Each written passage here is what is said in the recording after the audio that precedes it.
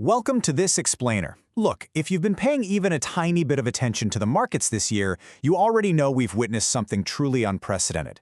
Today, we're demystifying the absolute chaos of the gold roller coaster in the first half of 2026, and we're going to figure out exactly what comes next. Okay, let's dive into this. Back in late January, amidst all those boiling geopolitical risks and the sudden shock of the US-Iran conflict, gold didn't just climb. It absolutely exploded. Investors rushed into safe haven assets, and they pushed the crown jewel to shatter historical records, crossing a monumental $5,500 per ounce intraday. It was wild. But then, the floor completely fell out. By late June, the market experienced this staggering reversal. Gold plunged all the way down, actually briefly dipping below $4,000 an ounce. That is a massive, incredibly sharp swing for an asset that's typically viewed as a stable, boring store of value. So in this explainer, we're going to investigate the hard data to find out exactly what drove this wild ride. Let's walk through this timeline real quick because the rapid sequence of events is just staggering. We have that monumental peak above 5,500 in January, the shocking capitulation below 4,000 in June, and now we're seeing a period of tentative consolidation around 4,100 in July. To put this into perspective, this extreme whiplash pushed gold's realized volatility way past 50% at its height. That is astronomical compared to its historical 20-year average of just 17%. It was a true market shock before things finally began to settle down. Section 1. 4 drivers of the chaos. Let's unpack the 4 main suspects that drove all this massive market variability. According to the World Gold Council's framework, gold's performance is generally dictated by these 4 fundamental forces. First up, economic expansion, which supports things like physical jewelry buying and tech demand. Second, risk and uncertainty, which drives investors to gold as a safe haven hedge during a crisis. Third, opportunity cost. That's basically how attractive gold is compared to bond yields or the US dollar. And finally, momentum, capturing the short-term investment flows and the trend-following behavior of traders. And this brilliantly illustrates exactly what happened. Based on the gold return attribution model, or GRAM data, short-term momentum drove 24% of the variability and risk and uncertainty drove 17%. Along with opportunity cost, these were the biggest identifiable culprits for the H1 chaos.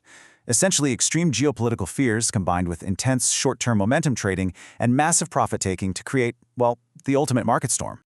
Section 2, Asia as the engine. Now we're going to shift focus to the fascinating geographical tug-of-war the data revealed. When we break down the actual trading sessions, a stark contrast emerges. You see, US trading hours were actually the source of the bulk of price pullbacks and massive sell-offs. But on the flip side, Asian trading hours consistently acted as the engine of price rebounds, providing this really critical market support. This beautifully proves a structural shift we're seeing in global finance. It's the growing dominance of Asian investors and consumers in dictating gold's price discovery. Literally, when the US was aggressively selling off, Asia was stepping right in to buy the dip. Section 3, the bearish short-term reality. Let's pivot from the historical autopsy to our current reality right now in July. Gold is currently trading with a bit of a bearish bias, and a major reason for this downward pressure is captured perfectly in this quote from the recent Federal Reserve minutes.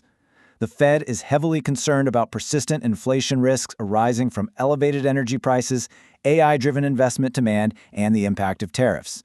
Now, combine that mindset with the fresh U.S. strikes on Iranian targets that just spiked crude oil prices by another 4%, and you get a clear recipe for persistent inflation. That fear is what keeps central bank interest rates high, which ultimately pulls gold down as investors chase yielding assets like bonds instead. Now, what's really interesting about this slide is how it translates all this dense technical data from the Times of India. We are mapping out the exact descending floor the market is anxiously watching right now. These are the Fibonacci retracement levels. As you can see, we have a descending staircase of support levels, stepping all the way down from 16,460 rupees down to 141,300 rupees. So why should you care about that specific bottom number in the table? Well, the 61.8% retracement, currently sitting at 141,300 rupees, is widely regarded by technical traders as the absolute final line of support. It's crucial. If gold holds above this zone, bargain hunters might step in and save the day. But if it decisively breaks below it, we're looking at a much deeper, far more painful market correction. It is quite literally the immediate line in the sand. To reinforce this near-term weakness, point your attention to these Bollinger Bands. They indicate that gold is trapped right now below that middle band and is gradually sliding lower. When an asset just can't sustain a break above its 20-day moving average, it is a glaring signal that sellers are completely dominating the near-term momentum. The chart is effectively telling us that every single recovery attempt right now is just acting as a magnet for fresh selling. Section 4. Future Catalysts and Outlook. So, what is it going to take to break out of this bearish technical setup? First off, we have the baseline scenario. The World Gold Council notes that if macroeconomic conditions stay exactly as they are right now, meaning moderate global growth of around 2.9% and cooling but still elevated inflation, gold is expected to just quietly consolidate. We'd be looking at a very tight, honestly somewhat boring trading range of plus or minus 5% around the $4,100 per ounce mark. However, markets rarely stay boring for long, do they? There are several massive wildcards waiting in the wings that could totally upend that quiet consolidation. First, the November U.S. midterm elections, where current ratings suggest a potential split Congress. Second, a resurgence of oil-driven inflation due to those ongoing Middle East conflicts.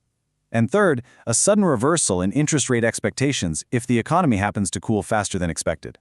Now, it's crucial to understand that whether you're looking at a split government or shifting Fed rates, these events aren't inherently good or bad. We're neutrally reporting the facts here.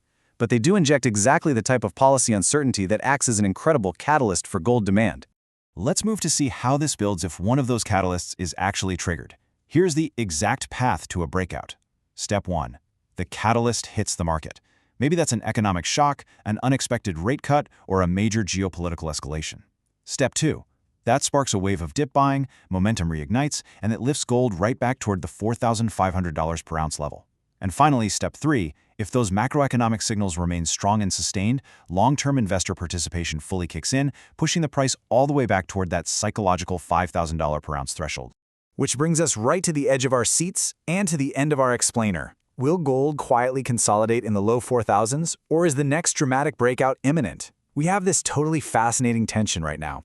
Short-term bearish technicals are pushing the price down, but massive geopolitical and economic catalysts are looming just over the horizon, ready to spark the next big rally. So keep a very close eye on that 61.8% support line we talked about, because the next major market move, it could happen at literally any moment. Thanks so much for joining me, and as always, stay curious.